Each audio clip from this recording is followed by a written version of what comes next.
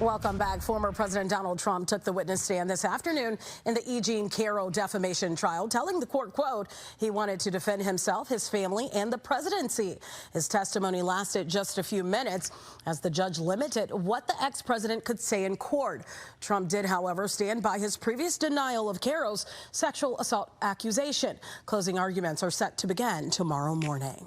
Apparently, there is a draft resolution currently circulating among the Republican National Committee that would formally declare Donald Trump the Republican Party's 2024 presumptive nominee. North Central College political science professor Stephen Caliendo joins us now to talk about the presidential race. Thank you so much for being here. It's great to see you. How are you doing? We're doing well, so let's get into it. Trump still needs to reach the delegate requirements, though, necessary to win the nomination. So is this resolution that's out there even valid? I mean, the RNC has rules. It can change its own rules. It seems problematic to me from a procedural standpoint that they would do that. President Trump certainly has the inside track, but we have a month to go until the next meaningful contest. I mean, Nevada will be in between there, but Nikki Haley's not planning to compete there. But when South Carolina comes around, it's a winner-take-all delegate state. The former president's expected to win, but if he doesn't, and he starts to slip a little bit in some of these winner-take-all states, it could get close. So if the RNC wants to close this out quickly, maybe they'll change the rules to make that happen. That said, she's got internal numbers. This was supposed to be a done deal by Super Tuesday. She didn't perform as well in New Hampshire as her team was hoping. In your mind, does she even make it beyond South Carolina?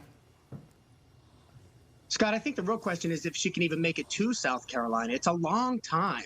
It's certainly the former president's nomination to lose at this point.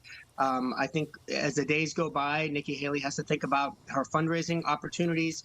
They have some money left. Do they have enough money to get 4 more weeks to compete not only in South Carolina but beyond? But on the other hand, what happens with the former president? She started to question his mental state and right. his how sharp he is. After he confused her with Nancy Pelosi on a number of times in a speech a couple of days ago. If he makes those kinds of mistakes, she may pick up some ground as people start to get nervous that he might not be able to compete in the general election. Well, we've seen a lot of people, obviously candidates that wanted that Republican nomination, drop out now. And now Trump is really firing back at Haley, specifically donors saying that they would be blacklisted from the MAGA camp. What is your reaction to that? And is that even a real thing that you would be blacklisted in the way that Trump is alleging here? I mean, it's vague, Tia. I don't know exactly what he means. If I'm working for the president's campaign, the former president's campaign as a fundraiser, that made me nervous because, in other words, most of the donors that President Trump has are small dollar donors, repeated small dollar donors. A lot of the big donors went to other candidates who have since dropped out, including Nikki Haley. And so essentially what President Trump's saying is if you continue to support Nikki Haley, after she drops out, don't come our way. And again, if I'm President Trump's fundraiser, so I'm a little frustrated about that. If he means you have businesses, you're not going to do businesses with the federal government, contracts and so forth once I become president, that's a whole nother ball of wax and something that should be of great concern. What's the old adage, it's the economy, stupid? Well, we learned today that the economy is not only resilient, it's robust. And it comes on the heels of a consumer survey that says consumers are, Professor, getting more and more optimistic about what they are seeing with the strength of the economy. How important is that to President Biden going forward?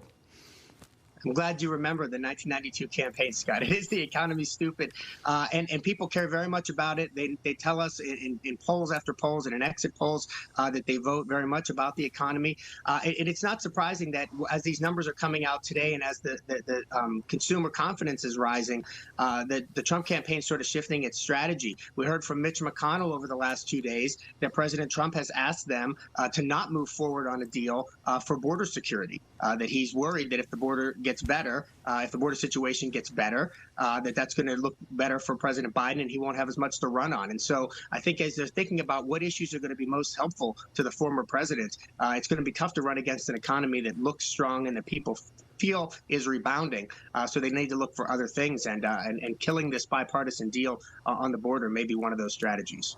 All right. Well, at some point, there will be two candidates, and we will continue to talk to you about this right here on First at 4. Professor Stephen Caliendo, thank you so much for joining us.